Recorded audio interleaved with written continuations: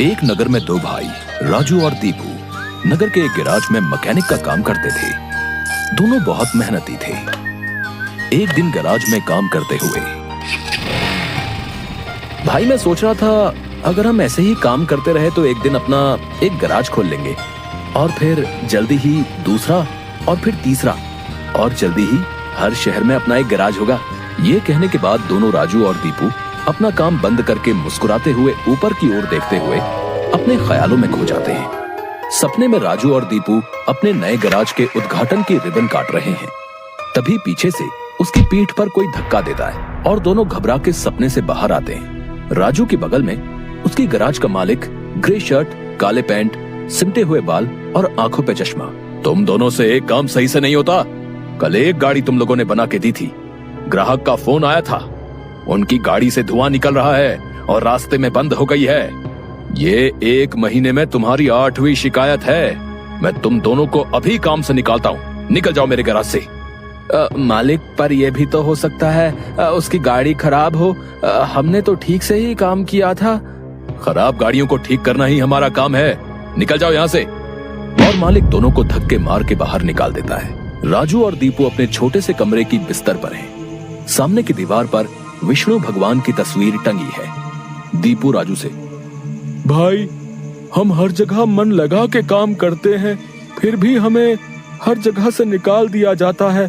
किसी को हमारी कद्र ही नहीं। हाँ भाई, यहाँ किसी को हमारी कद्र नहीं है।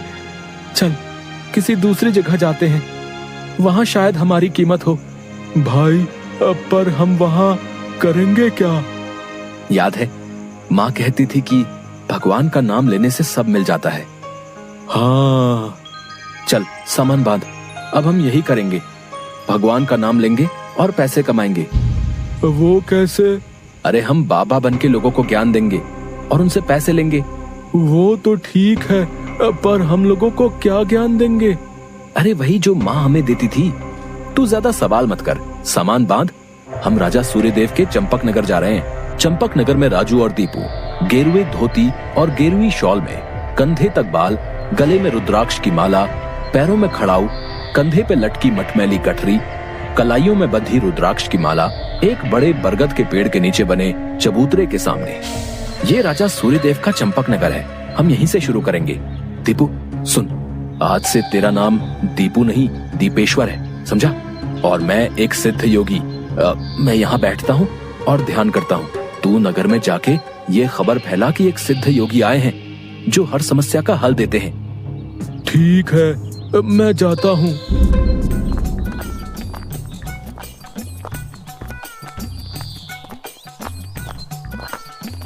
भाई हमारे सिद्ध बाबा जी के लिए कुछ दान दो।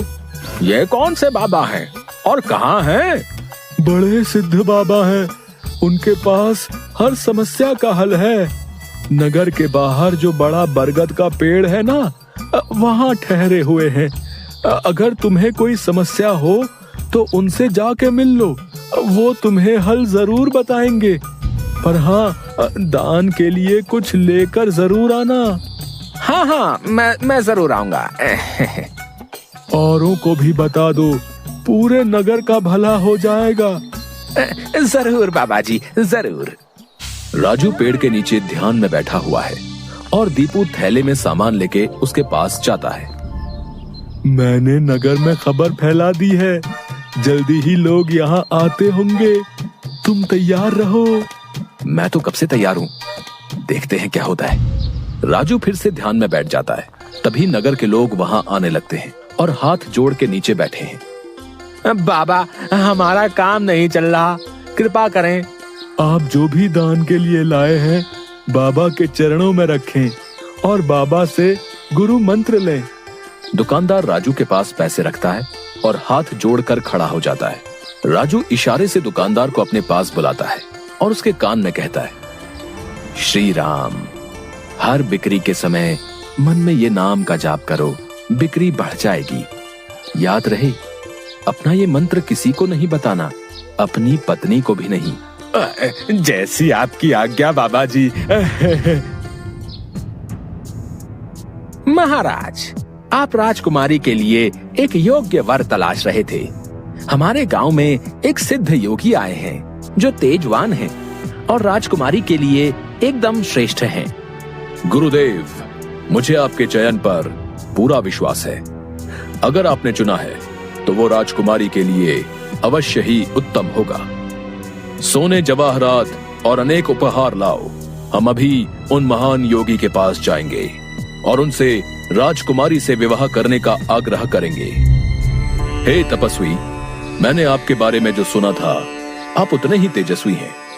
मेरा आग्रह स्वीकार करें। राजू ध्यान से आंख खोलकर राजा को देखते हुए, जी महाराज, कहिए क्या परेशानी है आपको? मेरी इच्छा है कि आप मेरी पुत्री से विवाह करें और ये उपहार स्वीकार करें। राजू काफी देर तक उपहार में लाए सोने चांदी और अनेक वस्त्र और उपहारों को देखता है, फिर राजा की ओर मुड़ता है। महाराज, मैं तो एक सन्यासी हूँ, मुझे इन सब से क्या लेना? मुझे क्षमा करें, मैं आपकी बात नहीं मान सकता। दीपू चौंकते हुए राजू को देखता है। मैंने जो सुना था, आप उससे भी महान हैं। मुझे क्षमा करें यदि मैंने आपका अनादर किया हो। आप जब तक यहाँ हैं, मैं कोशिश करूंगा आपको कोई दिक्कत ना हो। और राजा सूर्यदेव को प्रणाम करके वापस चले जाते हैं। अरे राजू, ये क्या कर दिया तुमने? इतना अच्छा मौका हाथ से जाने दिया। अरे राज करते हम लोग। राज, तुम्हें ये क्या हो गया है? मैं यही सोच रहा था, लेकिन फिर मैंने सोचा कि इतने दिनों से ईश्वर का नाम लेते लेते इतना तो समझ आ गया है कि ईश्वर के नाम अमृत में ऐसा क्या है जो मीरा सारा राजसी ठाट छोड़कर वैरागन बन गई। क्यों प्रहलाद ने अपने पिता की इतनी यातनाएं सही? मुझे भी राम नाम का धन मिल गया है जिसके आगे इस दुनिया का सारा धन फीका है। मुझे ये सब नहीं पता। हम यहाँ पैसे कमाने आए थे, ना कि साधु बनने। मैं चला, मैं अकेले ही सब संभाल लूंगा। तुम्हें जो ठीक लगे करो, पर अगर किसी मुसीबत में फंस जाओ, पूरी श्रद्धा से ईश्वर का नाम लेना, तुम्हारी मुसीबत दूर हो जाएगी। तुम्हारा दिमाग खराब हो गया है? इतनी आसानी से मुसीबत दूर होती तो सभी खुश होते। राजू बस उसे देखकर मुस्कुराता है और ध्यान में बैठ जाता है। दीपू अपनी पोटली उठा के गांव में चल देता है। क्यों भाई, कैसा चल रहा है? हाँ भाई, सब बढ़िया है और अब घर में सुख शांति भी है। ये भी बेवकूफ बन गया। राजू है तो चालाक। उसने ऐसी युक्ति की कि कोई उस पर सवाल नहीं उठा सकता। कुछ राशन दान करो। जरूर। दुकानदार राजू के थैले में चावल डालने जाता है। तभी दीपू, ये क्या दे रहे हो? इतनी मिठाइयाँ और मेवे तुम्हारी दुकान में है और तुम ये कच्चे चावल दे रहे हो? इनमें से कुछ दो। पर बाबा तो ये सब नहीं कहते। तुम्हें क्या करना है? जितना कह रहा हूँ वो करो। दीपू आगे जाता है और जोहरी की दुकान में दुकानदार से, और भाई जोहरी, कैसी चल रही है दुकानदारी? बाबा की कृपा से सब बढ़िया चल रहा है। कहिए क्या सेवा करूं? बाबा के लिए कुछ दान दो। इससे पहले कि इन्हें मेरी असलियत पता चले, इनसे तगड़ा दान लेके गांव से गायब हो जाऊंगा। फिर ये लोग राजू के पीछे पड़ेंगे तो उसे समझ आएगा। बाबा के लिए कुछ दान दो। जौहरी पैसे निकाल कर देने लगता है। अरे ये क्या भीख दे रहे हो? बाबा की कृपा से तुम्हारी दुकान चल रही है। इतने सारे जवाहरात हैं, इनमें से दो, कुछ कीमती सा। जितना दोगे उससे ज्यादा मिलेगा। ये बाबा को क्या हो गया है? कोई नहीं, बाबा को देने से मेरा क्या घटेगा। जौहरी एक सोने की हार दीपू को दे देता है। ये लीजिए बाबा। अच्छा धन बटोर लिया है मैंने। इससे काफी दिनों तक काम चल जाएगा। बड़ी भूख लग गई है, कुछ मिठाइयाँ खा लूं।